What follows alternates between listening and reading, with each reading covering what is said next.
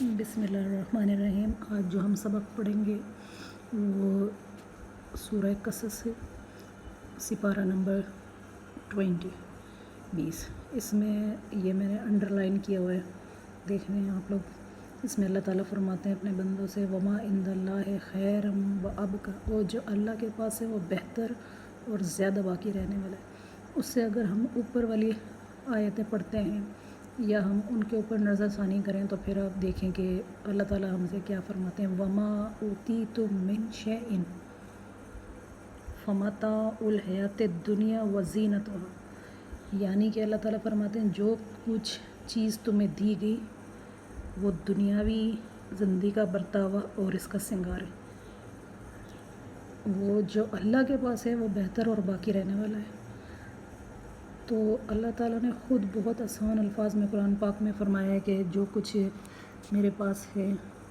وہ بہتر اور باقی رہنے والا ہے۔ اللہ تعالیٰ نے ہر انسان کو بہت کچھ نوازا ہوا ہے، بہت کچھ دیا ہوا ہے، مگر اللہ تعالیٰ نے خود فرمایا جو کچھ تمہیں دی گئی ہے وہ تو صرف زندگی، دنیاوی زندگی کا برتاوا ہے کہ آپ اس کو برتیں، اس سے سنگار کریں، اس سے برتنے سے مراد کہ آپ اسے استعمال کریں، اللہ کی راہ میں خرچ کریں۔ جب ہم اللہ تعالیٰ کی راہ میں خرچ نہیں کرتے یا کچھ بھی اس طرح جب ہم اسے جوڑ کے رکھتے ہیں، جمع کر کے رکھتے ہیں، تو وہ پھر ہمارے کس کام کا، وہ ہماری کسی کام کا نہیں آنا، نہ قیامت کے دن اور نہ ہی دنیاوی زندگی میں وہ ہمارے لیے کسی کام کا بھی نہیں ہے۔ تو اللہ سبحانہ و تعالیٰ نے ہر چیز کو بہت صاف الفاظ میں واضح قرآن پاک میں فرمایا ہے۔ آپ قرآن پاک پڑھیں ترجمے کے ساتھ، ایک ایک چیز ایک ایک آیت میں اتنا اللہ تعالیٰ نے اتارا ہوا ہے، دنیا کے بارے میں، آخرت کے بارے میں، ذہنی سکون، دنیاوی سکون، دلی سکون، سب کچھ آپ کو قرآن پاک میں ملے گا۔ آپ اس کو پڑھیں ایک بار اور دیکھیں کتنا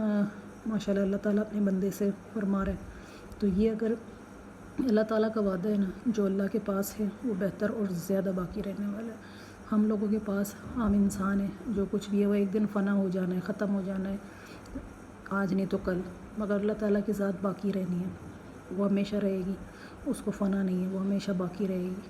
تو انشاءاللہ آپ لوگ پڑھیں قرآن پاک سے، ترجمے کے ساتھ پڑھیے، اور میں بھی آپ کو